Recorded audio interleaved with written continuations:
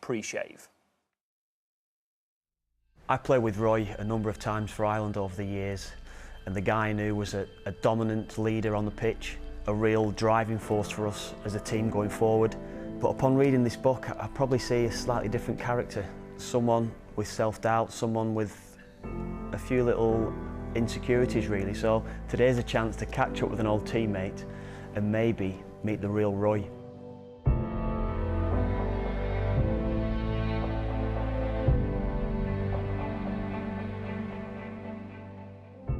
You've opened up in your book and you've talked about a lot of your own personal issues. How difficult was that discussing or saying about your own personal issues along the way? Yeah, it probably wasn't part of my plan, because obviously when I was a player I was a midfielder, the skinhead, you know, this, I suppose this tug, this, you know what I mean, no weaknesses and all that carry on. Did you like that reputation, I suppose, around you? Yeah, I didn't mind it because of the role I had in the team. Yeah, I didn't want to be pals with people and friendly. And even with my own teammates, I was always like that. You know, you've played me. I certainly don't think I was that bad. Once or twice, maybe. You know, yeah, but that's not a bad thing. I was never one for hugs and kisses before games. See out there, right? Come on, every week you. Come on, you know you're a nice guy. Come on. I like going to work. I like doing the business. Well, I don't, you're not all coming home with me in my head, or I'll be ringing you tonight, or we'll have a game of Xbox and all that nonsense. That was never my game. Well, when you're doing a book, I try not to overanalyze it. I just try to listen, tell a few stories here and there, reflect a little bit, defend myself a little bit, because a lot of been stuff said over the years about me from ex-teammates, ex-manager, that I just felt, no, listen, I've got to defend myself here because nobody else is.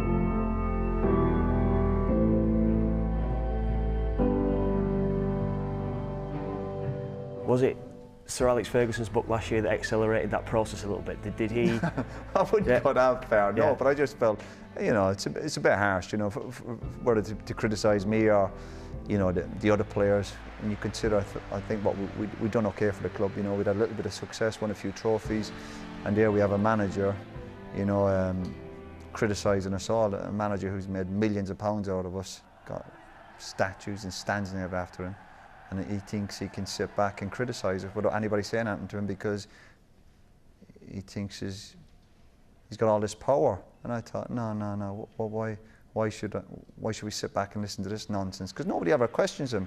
Everyone's frightened to death of him. The media, ex-teammates of mine, Fergie's this, Fergie's that, talking nonsense. Yeah, I don't mind people being critical of me, whether it be ex-teammates or ex-managers. But when it's lies, it's different. There's a big difference. What would you do if you met him now? What would you do? I haven't got a clue. You know, truthfully, I'd probably have a go at him. Yeah. Yeah. Yeah. Why not? What would you say? Just why are you talking nonsense about us? Why are you talking rubbish about me and other lads who've done well? Yeah, I'd probably say that to him. I'm 43 years of age. What am I supposed to be frightened of him or scared of these people?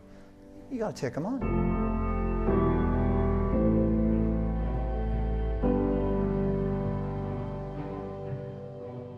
One of probably the biggest things that does connect us, and probably something that I get reminded of, you'll get reminded even more, of course, was Saipan. Roy Keane will be taking no part in the World Cup. He's going home. What would you do if you had a player challenging you in front of the team, or having that sort of confrontation in front of the team? How would you react to that situation? How would you react to that situation? I certainly wouldn't have accused a senior player or the captain of the team of faking injury in front of a group of players. That's what's happened, do you not remember? Well, I remember the incident, yeah. I do remember the incident, yeah. I can't, will not tolerate, not being spoken to like that, the level of abuse that was thrown at me. To accuse me of faking an injury is the biggest insult I could accept, and I still won't take it now. No chance. And that's why he got it. I have no regrets about that, absolutely none whatsoever. Did you think about about how it was going to go after that, the World Cup after, the players, how they were going to go on? Did you ever have that bigger picture? I couldn't care less. Do you think the players were bothered about me that time? So if you think I went home and was like, worried about the players, do you think they were worried about me? Come on, let's get real.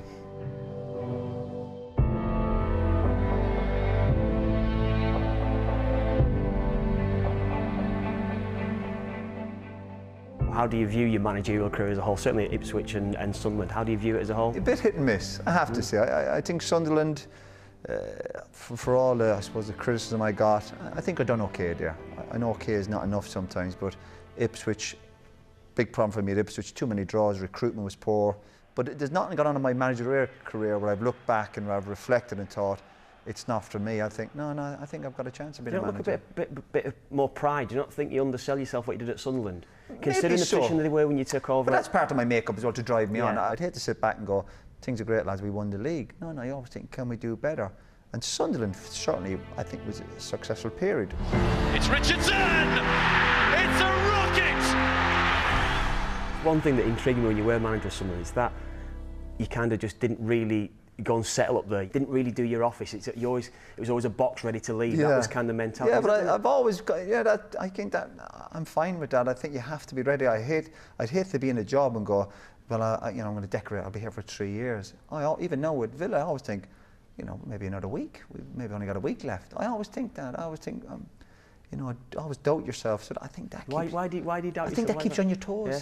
I think if you get comfortable and relaxed and think you've achieved something, I think you're in big trouble. So that idea of up in Sunderland and me having a little flat and living off pot noodles and beans on toast, I think that was okay. That didn't cause me problems. It was my disagreement with the owner, not the pot noodles that caused me the trouble up there.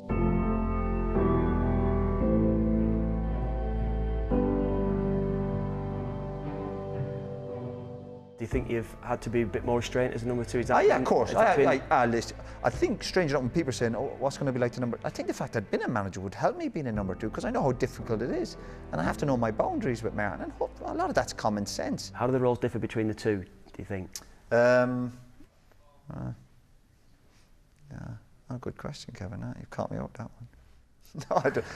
I suppose it's the same. You're just trying to get a result when you get together. Obviously, Villa working day to day, trying to win next Saturday. International stuff, we get together Tuesday, try and win on Saturday. I read in the book, probably you said, eventually you're going to want to make them decisions. It's the decision making that probably goes against you. So when do you think you'll be? I don't know. That's the million-dollar question. Obviously, we look at the Celtic situation over the summer, and I thought it just wasn't the right time. It wasn't the right offer. The timing wasn't right.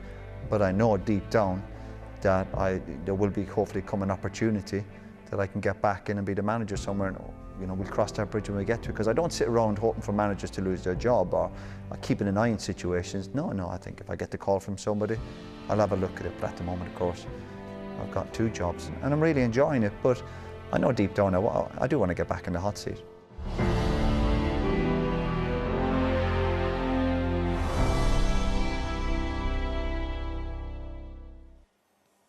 What a great interview. The beard actually went last night. The FIA tweeted this. I think that was an attempt to intimidate you, Kevin, when he had the full beard on the go. We'll talk about the voicemail that's been a big story this week, Robbie.